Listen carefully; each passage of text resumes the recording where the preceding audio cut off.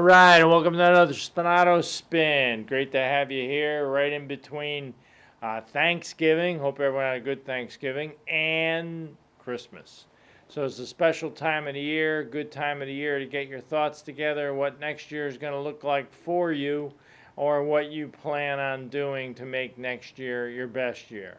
And that's really what we want to talk about right now. We want to talk about the concept of being the best. Have you ever asked yourself, what does it take to be the best? I mean, you look around at anything has a definitive answer to it if you want to be the best. In other words, you don't want to just come in second, you don't want to come in third. No, you want to be the best. Or, like Lombardi said, you're going to chase the heck out of perfection. And in the meantime, you'll catch greatness and you'll catch excellence. Well, what does it take to be the best? Let's think about this concept. This is a pretty neat concept. We got a couple of minutes. The clock needs to be counting down so we know what the read is. But just to give an idea of what we're really all about when we say, I want to be the best. I mean, I'm not, you tested all the rest, but now you're going to deal with the best. Whatever the expression was back in the day. You've seen the rest, now you're going to see the best. That's the mentality, though. You have to have a very positive, excited, motivated mentality to be that person.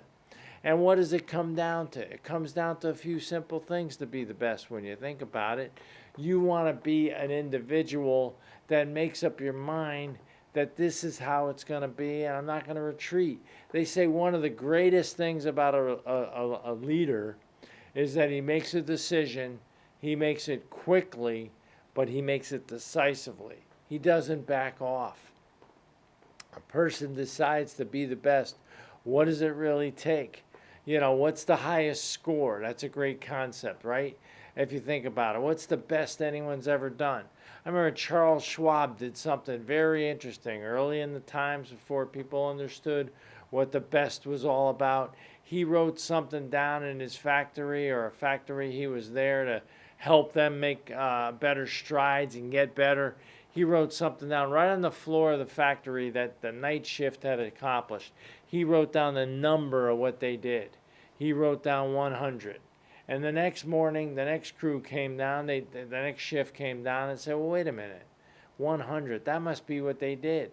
And then, bam, boom, they crossed it out and there was 105. And then they kept building and building and building. Every day they challenged themselves to get better. What's it take to be the best? Ask yourself those questions. You see, here's one thing we know for sure.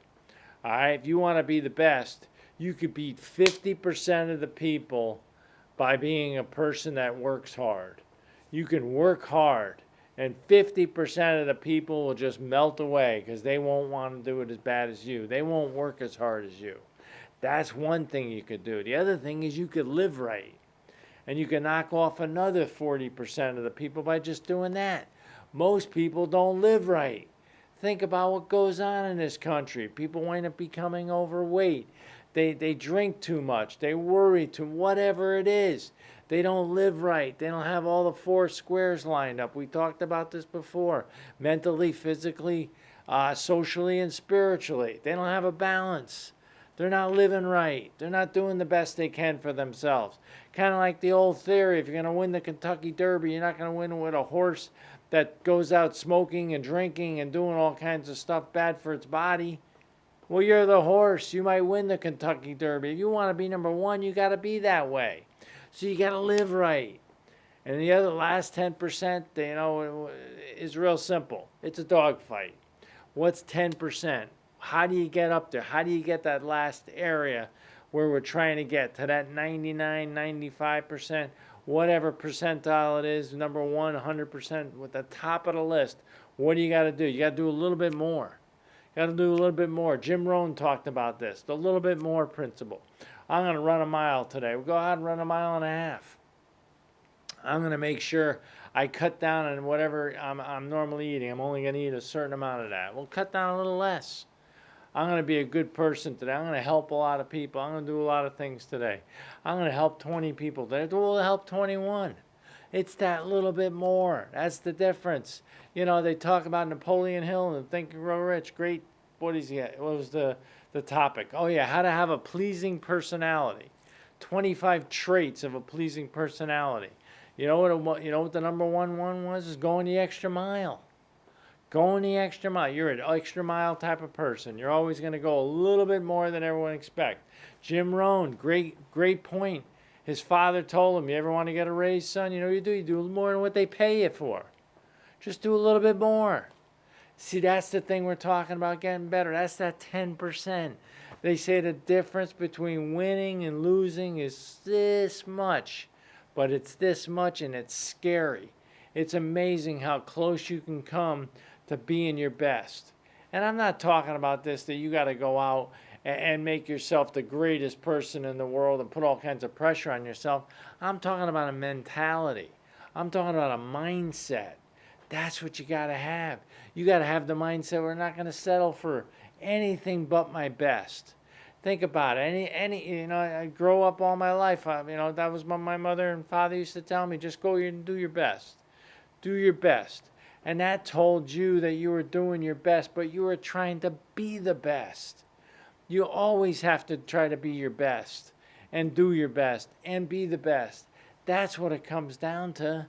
It comes down to the simplicity of that. What's your goal? I want to be the best. I want to beat everybody. I want to beat everybody that's trying to do whatever I'm trying to do. That's what you want. That's got to be your mentality. That's got to be your attitude. That's got to be your action.